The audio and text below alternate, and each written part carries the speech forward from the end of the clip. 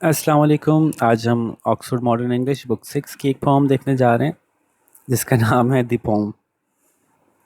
तो ये Amy Lowell की लिखी हुई है और एमी लोवेल का तारुफ मैं अभी नहीं करवाऊंगा, क्योंकि ये उन पोएम्स में से एक है कि जब आप पोएट या पोइट्स का तारुफ समझते हैं तो उससे पोम के मतलब बदल जाते हैं या मतलब इन्हांस हो जाते हैं। तो मैं एक दफ़ा पोम पढ़ के समझा दूंगा, फिर इनका तारुफ करवाऊंगा, तो फिर आपको पोम और अच्छे से समझ में आएगी। ठीक है, तो शुरू करते हैं। डिफ़िकल्ट वर्ड्स का उम्मीद है कि आपने पहले से मायने निकाल लिए होंगे, ताकि आपकी सारा फोकस जो है वो हमको समझने की तरफ हो, वर्ड्स के पीछे आप ना भाग रहे हो। It is only a little twig with green bud at the end, with a green bud at the end. But if you plant it and water it and set it where the sun will be above it will grow into a tall bush with many flowers and leaves which thrust hither and thither, sparkling. From its roots will come freshness, and beneath it the grass blades will bend and recover themselves, and clash one upon another in the blowing wind. पहले हम यहाँ पे रुकते हैं कि ये तो बस एक छोटा सा डंठल है। ट्विग कहते हैं ऐसी शाख को जो बहुत पतली सी छोटी सी हो, जिसमें कोई छोटा सा कोंपल सी भी निकली हुई हो, जिसको अगर आप कहीं ज़मीन में बो दें तो उससे जो है वो कोई पौधा निकलने का चांस होता है, और नहीं बोए तो ऐसी पड़े पड़े वो सूख जाती है। ठीक है, तो ये तो एक बस छोटा सा डंठल सा है जिसकी एक तरफ एक हरे रंग की बड है, हरे रंग का एक कोंपल सी निकल रही है एक तरफ, एक कोने पे। लेकिन अगर आप इसको बो देंगे ज़मीन में और इसको पानी देंगे और इसको वहाँ रखेंगे जहाँ पे कि सूरज इसके ऊपर हो, चमक रहा होगा, तो फिर ये बड़ी होगी और बड़ी होके एक बड़ी सी झाड़ी सी बन जाएगी या बड़ी सी एक बड़ा पौधा बन जाएगी। विद मैनी फ्लावर्स, जिसमें बहुत सारे फूल होंगे और इसमें ऐसी ऐसे पत्तियां होंगी जो यहाँ इधर उधर पूरी लहरा रही होंगी। ठीक है, थ्रस्ट हाइदर एंड थाइदर का मतलब है कि इधर उधर, लेफ़्ट राइट, हवा के झोंके से जैसे पत्तियां हिलती हैं ना, तो वो कभी इधर कभी उधर कभी इधर कभी उधर, तो लहराना। स्पार्कलिंग, और वो चमक रही होंगी। स्पार्कलिंग जो रिफ्लेक्ट कर रहा है वो उसकी ताजगी को रिफ्लेक्ट कर रहा है कि कितनी ताज़ा होंगी, बिल्कुल फ्रेश होंगी, कि वो चमक रही होंगी ताज़ी, यानी उन पर डस्ट नहीं जमा हुई हुई होगी, इतनी अच्छी पत्तियां इसमें से निकलेंगी। और from its roots will come freshness, इसकी जड़ों में से जो है ना वो ताजगी पैदा होगी, ताजगी निकल रही होगी इसकी जड़ों में से। अच्छा, नॉर्मली तो जड़ों में, जड़ें खुद पानी जज्ब करने वाली होती हैं, जड़ें चीज़ों को फेंकने वाली तो नहीं होती, लेकिन चूंकि एक्चुअली ये किसी ट्विग की बात नहीं हो रही है, किसी और चीज़ की बात हो रही है, तो इसलिए इसको उस तनाजुर में सोचा जाए। तो ये सिर्फ एक समझाने के अंदाज में बता रहे हैं कि इससे आ रहा है कि इसकी जड़ों में से जो है वो ताजगी फूट फूट के निकलेगी, और इस बुश के, इस दरख्त के, इस पौधे के साए तले जो है वो घास होगी, और घास ऐसी होगी जो कभी मुड़ती होगी, कभी वापस सीधी हो जाती होगी। जैसे हवा चलती है ना, तो वो बिल्कुल बेंड हो जाती है। घास के जो पत्ते होते हैं उनको ग्रास ब्लेड्स कहते हैं, क्योंकि वो पतले पतले से होते हैं, तो एक ब्लेड की शक्ल में होते हैं, तो इसलिए उसको ग्रास ब्लेड्स कहेंगे। तो घास के पत्ते हैं। तो घास जो है जब हवा चलती है तो बैंड होके बिल्कुल नीचे ज़मीन की तरफ आ जाती है, और फिर जब हवा चलना बंद होती है तो फिर वापस सीधी हो जाती है। तो वापस सीधे होने को ही कह रहे हैं रिकवर दमसेल्स, अपने आप को वापस अपनी असली हालत में लेके आती है। तो घास जो है वो कभी बैंड होगी, कभी वापस सीधी होगी, और कभी एक दूसरे के साथ टकराएगी उस चलती भी हवा में। तो यानी ना सिर्फ ये कि ये ट्विग एक अच्छा पौधा बन जाएगी, बल्कि अपने नीचे, अपने साए तले भी बहुत से पौधों को पनपने का मौका देगी, बहुत से पौधों को जो है वो खुश होने का मौका देगी, बहुत से पौधे जो हैं वो अच्छे से बड़े हो सकेंगे इसकी वजह से। तो लेकिन ऐसा भी हो सकता है कि but if you take my twig and throw it into a closet with mouse traps and blunted tools, it will shrivel and waste. And someday, when you open the door, you will think it an old twisted nail and sweep it into the dustbin with other rubbish. तो क्या होगा जी, अगर आपने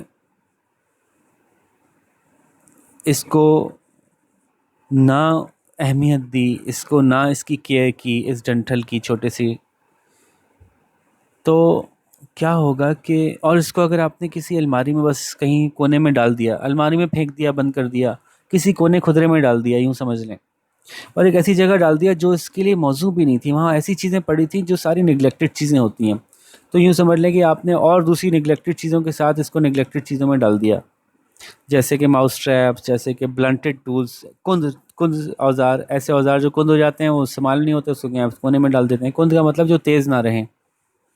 mouse traps भी हर वक्त तो use नहीं होते, जब माउस होता है तो ट्रैप के लिए इस्तेमाल होता है, माउस ट्रैप यूज़ नहीं हो रहा तो कहीं पड़ा होता है, सालों पड़ा रहता है कोने में, आपको याद भी नहीं होता। तो ऐसी इसको आपने जगह पे डाल दिया जहाँ आपकी कोई तवज्जो नहीं है, बेकार चीज़ों में, किसी अलमारी में, किसी कोने में फेंक दिया, तो फिर ये सिकुड़ जाएगी, ये मुरझा जाएगी और ख़त्म हो जाएगी, बेकार हो जाएगी। इसकी जो हैसियत है, इसकी खुसूसियत है पौधा बनने की, वो इसमें से चली जाएगी। और फिर कोई एक दिन ऐसा भी आएगा कि जब आप वो दरवाज़ा खोल के देखेंगे तो आप देखेंगे, ओहो ये क्या, कोई टेढ़ी मेढ़ी कोई कोई क्या, शायद कोई कील पड़ी है पुरानी सी जंग-आलूद, और फिर आप उसको झाड़ू वाड़ू से साफ़ करके किसी डस्टबिन में डाल देंगे तमाम दूसरे कचरे के साथ। तो क्या कि वो एक बड़ा ज़बरदस्त सा पौधा बन सकती थी, मगर आपकी बेतवज्जोही की वजह से वो महज एक मुड़ी तुड़ी बेकार पुरानी जंग-आलूद नील कील की शक्ल रह गई, और आपने उसको उठा के डस्टबिन में डाल दिया। लेकिन उसकी गलती तो नहीं थी ना, गलती तो आपकी अपनी थी। ठीक है जी। अब ज़रा, ये तो बात हो गई एक एक छोटे से डंठल की, जिसको कि आप बोते तो पौधा बन जाता और उससे बड़ा फ़ायदा उठाते आप, और आपने केयर नहीं की तो वो बेकार हो गया, ज़ाया कर दिया आपने उसको। अब आते हैं जनाब इन पोएट्स के तारुफ़ की तरफ। तो ये असल में बचपन में थोड़ी सी नाराज़ बच्ची थी एक, ठीक है, और इनको बोलने वोलने का बड़ा शौक़ था, बातें करने का शौक़ था, लेकिन कुछ घर वाले भी सपोर्टिव नहीं थे, और इनके दोस्त वोस्त कोई ज़्यादा नहीं बनते थे, थोड़ी ज़रा मोटी मोटी सी थी, गुस्से की तेज़ थी, लड़का टाइप लड़की थी, तो सहेलियाँ भी नहीं बनती थी। तो उमूमन इनको स्कूल में ना अच्छा बिहेवियर नहीं मिला।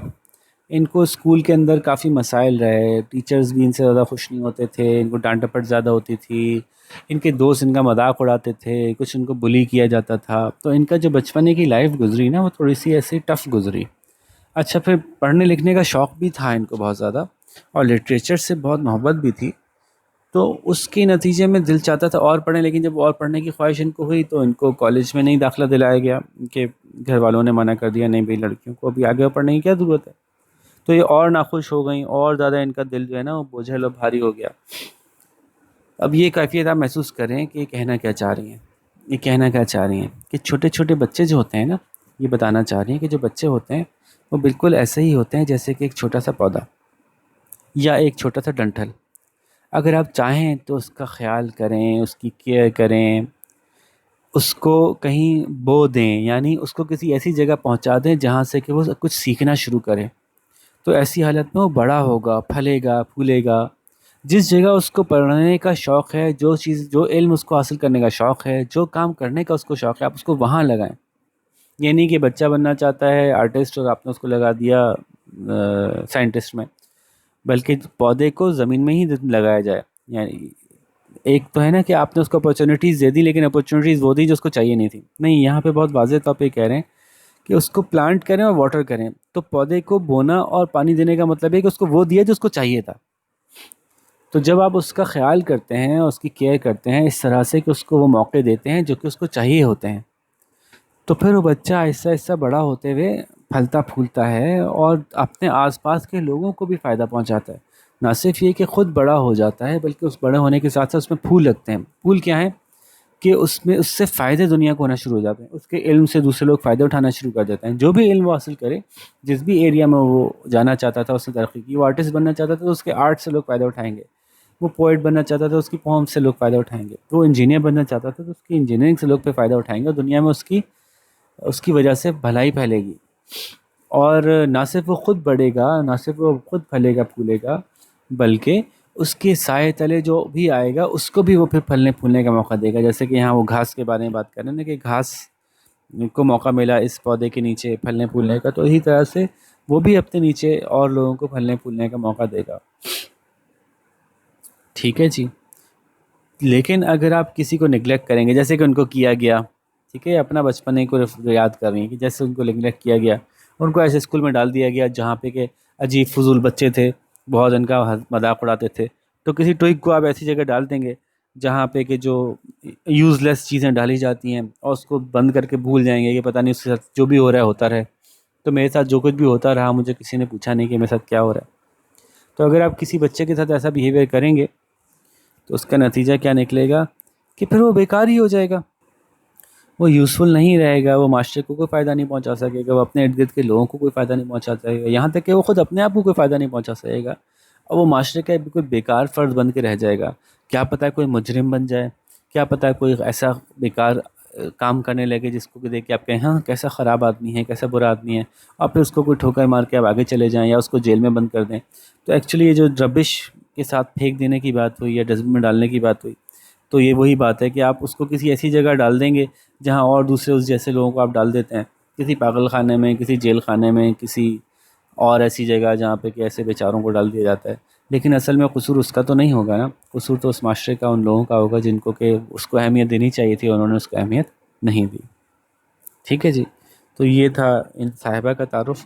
ये एक पोइट्रेस गुजरी हैं अमेरिकन, और अपनी ज़िंदगी में उन्होंने मुख्तलिफ़ लोगों से असर लिया, उनको उनसे सीखा, और पोइट्री के बारे में बहुत शौक़ भी था, अपनी पोइट्री भी लिखी। मरने के बाद इनको कुछ अवार्ड्स मिले, तो ये उनकी एक पोम में से एक पोम थी, और इनके बैकग्राउंड की वजह से इस पोम का मतलब आपको और अच्छी तरह से समझ में आता है। ठीक है, अब क्वेश्चन आंसर्स की तरफ आते हैं। हमेशा की तरह मैं आपसे यही कहूँगा कि हम चाहते हैं कि आप इसके क्वेश्चन आंसर्स खुद अटैम्प्ट करें, क्योंकि हम चाहते हैं कि आप अच्छे से खुद से जवाब लिखने की आदत बनाइए, क्योंकि हम चाहते हैं कि आप एग्ज़ाम में जब जाएँ तो आपको क्वेश्चन आंसर्स याद करके नहीं जाने पड़ें। रट्टाफिकेशन, रोट लर्निंग, जिसमें कि आप सिर्फ याद करके ही एग्ज़ाम पास कर लें, ये अच्छी बात नहीं है, बल्कि आपको चैप्टर लर्न करना चाहिए, अंडरस्टैंड करना चाहिए, और फिर आप खुद से उसके जवाब लिखें। जब खुद से लिखेंगे तो उसमें कोई कमी पेशी ज़रूर होगी, तो आप ज़रूर किसी टीचर से चेक भी करवा लें, और गाहे बगाहे चेक करवाते चले जाएंगे तो 8, 10, 15, 20 चैप्टर्स के बाद आपकी इतनी अच्छी इस्तेदाद हो जाएगी कि आप खुद से जवाब अच्छे लिख रहे होंगे। अगर कोई टीचर आपके पास अवेलेबल नहीं हो तो आप मुझसे कमेंट्स में इन जवाबों को बता के पूछ सकते हैं कि जी हमारे जवाब कैसे हैं, या फिर आप मुझे ईमेल कर सकते हैं। मैंने अपना ईमेल एड्रेस भी आप लोगों को इसीलिए दे दिया है। तो क्वेश्चन समझ लेते हैं, जवाब आप अच्छे से लिखिए, फिर देखते हैं कौन ज़्यादा अच्छे जवाब लिखता है। क्वेश्चन नंबर 1 है जी, what is needed for the twig to become healthy and strong. तो जवाब ऐसे शुरू होगा, for the twig to become healthy and strong what is needed, अब वो यहाँ से आप देख के लिख लीजिए, पानी चाहिए, सूरज चाहिए, और क्या चाहिए, ज़मीन में बोना चाहिए, तो वो 3 चीज़ें चाहिए ना पौधे को बढ़ने के लिए, वो तीनों चीज़ों का नाम लिख दीजिएगा। In what ways will the twig develop if it is cared for, if the twig is cared for it will develop into a, इस तरह से आगे जवाब शुरू कीजिएगा, और फिर आगे बताइएगा क्या बन जाएगी, एक बहुत अच्छा सा पौधा बन जाएगी जो कि दूसरे पौधों का ख्याल भी करेगी, ख़ुद उसके अंदर बहुत सारे फ़ायदे होंगे, अपने इर्द गिर्द के माहौल को फ्रेश कर देगी, उसके अंदर फूल लगेंगे, उससे बहुत से लोग फ़ायदा उठाएंगे, उसके आसपास की घास भी उससे फ़ायदा उठाएगी, वगैरह वगैरह बातें यहाँ पे लिख दीजिएगा। ठीक है। What is a closet and what might be found there. Closet क्या होता है? Closet is a place where you put things, it has doors, and you can put, sometimes you put things that are not used anymore in there, and it might have some useless things like a mouse trap or blunted tools in it। इस तरह से करके आप जवाब दे सकते हैं। तो जवाब ये क्या सुनना चाह रहे हैं, ये नहीं पूछ रहे कि आपका क्लोजेट क्या होता है और आपके क्लोजेट में क्या क्या होता है। ठीक है, ये पूछना चाह रहे हैं कि इस पोम के हिसाब से क्लोजेट कौन सी जगह है और पोम के हिसाब से क्लोजेट में क्या क्या पड़ा हुआ था। ठीक है, ये पोम के हिसाब से बताना है आपने। तो ये बात हो गई। Is the closet mention the poem much used much, क्या जो क्लोजेट पोम में बताया गया वो ज़्यादा इस्तेमाल होता है। How do we know? No the closet in the poem mention in the poem is not use much, we know because, और फिर आगे आपने जवाब बताइएगा क्यों, क्योंकि उसमें वो चीज़ें पड़ी हुई हैं ऐसी जो कि इस्तेमाल नहीं होती, और वो डस्टी हो गई, रस्टी हो गई। How will the twig grow into a closet, अच्छा ये बात भी उन्होंने कही ना, ये जुमला भी आप बता सकते हैं। We also know that the closet is not used much because and someday when you open the door, इससे ही पता चल रहा है कि फिर कभी जाके अगर आपने दरवाजा खोला तो दिस मीन्स कि this closet has been forgotten. तो ये बात भी आप यहाँ पे ऐड कर सकते हैं। Will a twig grow in a closet? Why? No, the twig will not grow in a closet because a twig needs this to grow and a closet does not have this. तो वो क्या चीज़ें हैं जो कि twig को चाहिए होती हैं, उन चीज़ों का नाम लिखिएगा कि इस वजह से ट्विग क्लोजेट में नहीं ग्रो कर सकती। What is twig compared to in the second stanza? In the second stanza, the twig is compared to an old twisted nail. लो ये तो पूरा ही बता दिया मैंने, इतना आसान जवाब था, चलें बता ही दिया। This question is more difficult. Let's see कितना difficult है. Do you think the poet has a message or messages for the reader? Yes, we think that the poet has messages for the reader. और अब यहाँ से आपने भाई कहानी लिखनी है कोई 6-7 लाइनों की, जो मैंने इतनी लंबी कहानी आपको इनके बारे में सुनाई है ना, और इन्होंने जो पोम को नया मायने दिए हैं, तो वो आपको बताने हैं। अब देखते हैं आप कितना अच्छा बताते हैं। ठीक है, तो मेरी बातें उम्मीद है आपको अच्छी तरह समझ में आ रही होंगी, और अब आप समझते होंगे कि मैं अगर डायरेक्टली जवाब आपको सारे के सारे डिक्टेट नहीं करवा रहा तो उसकी कोई वजह है, आपका ही फ़ायदा है, तो कोशिश ज़रूर कीजिए। अब हम देखते हैं कौन ज़्यादा अच्छा जवाब देता है, और इसी के साथ हम अपने लेसन को एंड करते हैं। किसी और अच्छे से लेसन के साथ आपके साथ फिर मुलाकात होगी। अपना खूब सारा ख्याल रखिएगा। अल्लाह हाफ़िज़।